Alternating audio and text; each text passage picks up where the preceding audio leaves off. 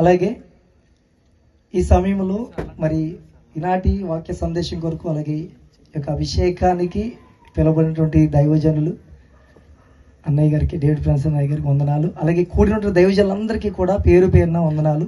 అంటే సమయం లేదు కనుక నేను ఇలా మీకు ఒక సంఘటన చెప్తాను, చాలా శ్రద్ధగా వినాలి.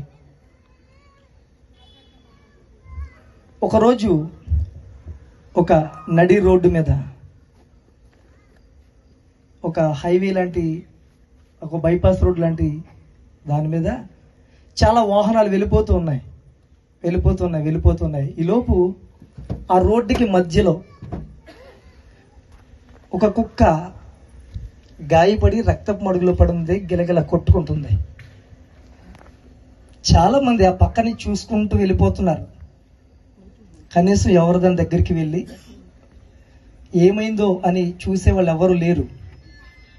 చాలా సమయం అయిపోతుంది. ఈలోపు ఆ కుక్కకి చిన్న చిన్న పిల్లలు, చిన్న కుక్క పిల్లలు, వాటికి ఏం తెలియదు కదా, అవి వెళ్ళి ఆ రక్తం బడులో కొట్టుకున్న తల్లి దగ్గరికి వెళ్ళి ఆ తల్లి మీద కూర్చుని ఆ తల్లి చుట్టూ తిరుగుతుంది ఆ చిన్న కుక్క పిల్లలు. ఈ లోపుగా ఆ దారికి వెళ్తున్న వాళ్ళందరూ కూడా చూస్తున్నారు, కానీ ఎవ్వరూ ఆగలేదు. ఆ వైపుగా ఏదో ఒక కారు లాంటిది వెళ్తే ఆ కారు వెంటనే ఒక అతను ఆపి పరుగున కారు దిగి ఆ రక్తం మడుగులో ఉన్న కుక్క దగ్గరికి వెళ్ళి దాన్ని జాగ్రత్తగా తీసుకుని తన కారులో ఎక్కించుకున్నాడు. ఆ చిన్న కుక్క పిల్లలను కూడా తీసుకుని ఆ కారులో ఎక్కించుకుని తనతో పాటు తీసుకుని వెళ్ళిపోయి తనున్న చోటుకి తీసుకెళ్ళి దాన్ని ఒక పక్కన పెట్టి దాన్ని శుభ్రం చేసి దానికి గాయాలు కడుతున్నాడు. అతను ఎవరు అంటే ఒక పశువుల డాక్టర్ గారు. దాన్ని జాగ్రత్తగా శుభ్రం చేసి దానికి రక్తం అంతా పోయిందేమో, బలానికి కావాల్సినటువంటి ఆహారాన్ని పెడుతూ దానికి గాయం కట్టి కుట్లు వేసి జాగ్రత్తగా ఉంచి దాన్ని తీసుకెళ్లి తన ఆఫీసు పక్కనే ఒక గదిలో దాన్ని జాగ్రత్తగా పెట్టి దానికి ఆహారం పెడుతూ ఆ చిన్న కుక్క పిల్ల తల్లి వెనకాల ఉన్నాయి కదా, వాటిని కూడా తీసుకుని వెళ్ళి వాటికి కావాల్సినవి పెట్టి కొద్ది రోజులు తన దగ్గరే ఉంచుకున్నాడు. అది బాగుపడి బాగా నయం అయిపోయింది అనే వరకు ప్రతిరోజు ఉదయాన్నే వచ్చేవాడు, దాన్ని చూసుకున్నాడు, ఎలా ఉంది, బాగుందా లేదా. తర్వాత దానికి కావాల్సిన ఇంటి దగ్గర ఏదో ఒకటి ఆహారం తెచ్చి దాన్ని పెట్టేవాడు. సాయంత్రం దాకా దాన్ని చూసుకుని సాయంత్రం వెళ్ళిపోతూ మళ్ళీ దానికి కావాల్సినవన్నీ కూడా వాటికి సమకూర్చి వెళ్ళిపోయేవాడు డాక్టర్ గారు. అలా కొద్ది రోజులు గడిచేసరికి చక్కగా ఆరోగ్యం పొందుకుంది, పరిపూర్ణమైన ఆరోగ్యం వచ్చేసింది. ఇప్పుడు ఆ డాక్టర్ గారు దాన్ని ఏం చేశారని తీసుకొచ్చి బయట విడిచిపెట్టేశారు. అది వెళ్ళిపోయింది. కుక్క అనే మాట ఎందుకన్నానో తర్వాత మీరు అర్థం చేసుకోనండి. ఆ గాయపడిన ఆ కుక్క లేకపోతే ఆ శునకం అనబడేది ఎవరో కాదు,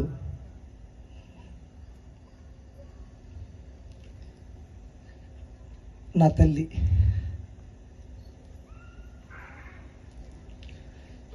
ఎందుకు కుక్క అనే పదం వాడని తెలుసండి? అదే మార్గ మధ్యలో ఒక ఆవు కానీ ఒక గేదె కానీ గాయపడి ఉంటే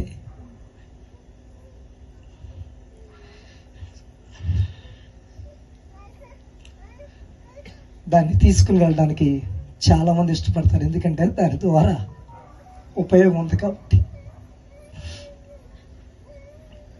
ఒకవేళ అదే ఒక గుర్రం అయితే దాని విలువ ఇంకా వేరు.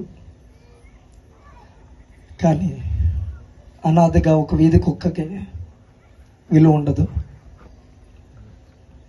ఈరోజు నా తల్లిని ఆ పదం వాడట్లేదు, కానీ మా జీవితం ఇది అని మీకు అర్థం కావడం కోసం చెప్తున్నా. నా తల్లి చాలా ఇబ్బందులు, చాలా కష్టాలు పడింది. వాస్తవానికి నా రక్త సంబంధులు ఇక్కడికి వచ్చారు.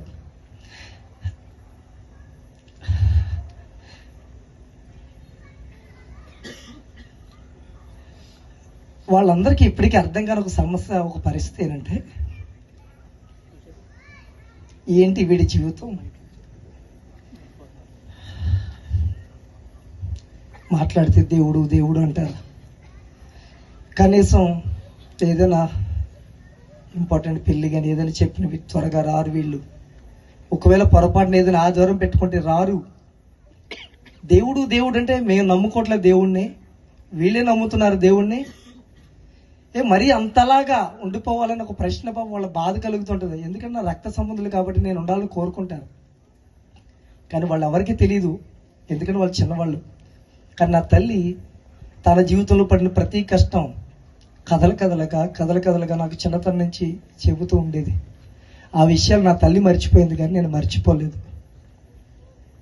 మేము చాలా ఇబ్బందుల్లో ఈ ప్రాంతానికి వచ్చాం. వాస్తవానికి మాది ఈ ఊరు కాదు, మాది విజయనగరం జిల్లా చీపురుపల్లి దగ్గర ఒక చిన్న గ్రామం, పెద్ద మంత్రి పెట్టినటువంటి గ్రామం. నేను పుట్టేటప్పటికి మా పరిస్థితి ఏంటి అని అంటే, నేను పుట్టేటప్పుడు పురుడు పోయడానికి కనీసం పక్కన ఎవరు లేరు మా అమ్మకి. కారణం ఏంటంటే, మా అమ్మకి బోల్డ్ మంది ఉన్నారు, అన్నయ్యలు ఉన్నారు, బంధువులు ఉన్నారు, నాన్నకి చుట్టాలు బోల్డ్ మంది ఉన్నారు. అయితే మా నాన్న చాలా మంచివాడు, కాకపోతే తనకు ఒక చెడ్డ వ్యసనం ఏంటంటే పేకాట కోళ్ళు పందులకు వెళ్ళిపోతూ ఉండేవాడు. మాకు భోజనం ఉందా లేదా ఏం పట్టించుకున్నాడు కాదు. నా అక్క 5 సంవత్సరాల ఆడబిడ్డ, అప్పటికి నేను ఇంకా పుట్టలేదు.